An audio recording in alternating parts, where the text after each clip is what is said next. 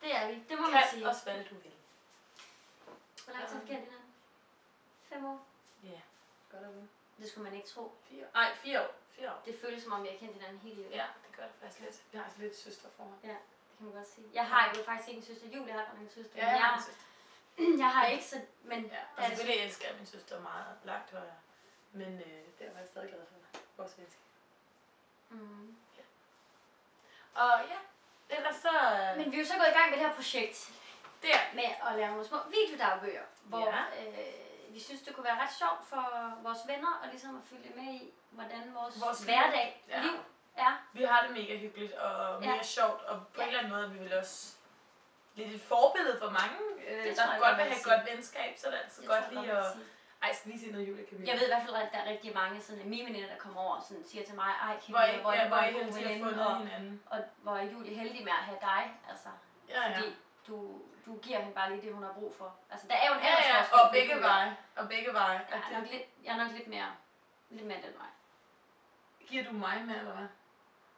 Som veninde? Ja, det kan enhver jo da se. At du giver mig mere? Ja, end du giver mig. Nej, altså jeg mener, det er næsten helt lige, men der er lidt røv at sidde og sige. Det er det da ikke. Det er da, du giver, jeg får mere ud af vores venskab, end du får ud af mit. Ikke, altså det ligger måske 49-51. Hvorfor? Men det ligger meget... Hvorfor? Julie, jeg tror det er fordi, jeg er lige det ældre end dig, og du er lidt naiv på nogle punkter. Og så er det... Lad mig nu tale færdig. Camilla, jeg er 26, og jeg er 23. Stor forskel. Ja, det er en af de ting, du kunne lære at lade en tale ud. Må jeg få lov? Ja. Tak skal du have. Ja, det er som sagt bare det der med, at der er nogle ting, hvor Julie, lad være!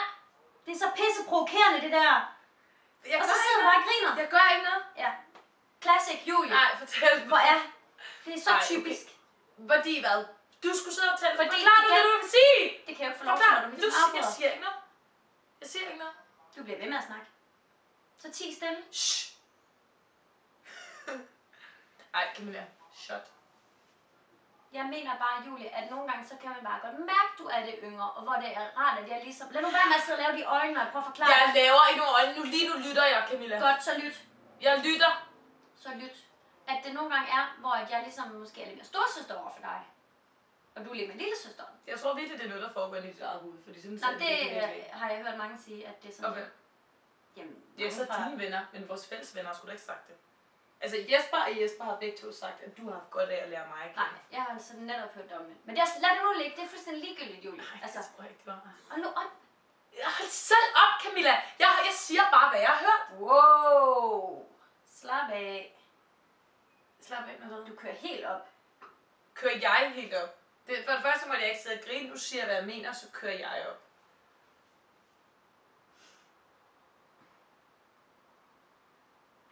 Så bliver det rigtig tøse, rigtig jysk tøse for nærmere. Hold nu op med at køre på det jyske, altså. Jamen, det er du da. En jysk pige. Tøse for nærmere. Fordi det er kun jyske piger, der bliver tøse for nærmere. Nej, det tror jeg ikke. Jeg hedder Julie Rundt, jeg er på farven. Og jeg har bare... Jeg synes, jeg har meget selvironi. Jeg har i København hele mit liv, og du bare...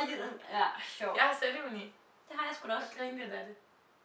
Du kan da ikke grine af det. Det kan jeg da. Du tager ting nær, når jeg siger, at du vil... Det gør du da også. At jeg siger, at jeg er storsøster i forhold, så bliver du mega... Jeg er bare uenig. Ja, det siger du nu.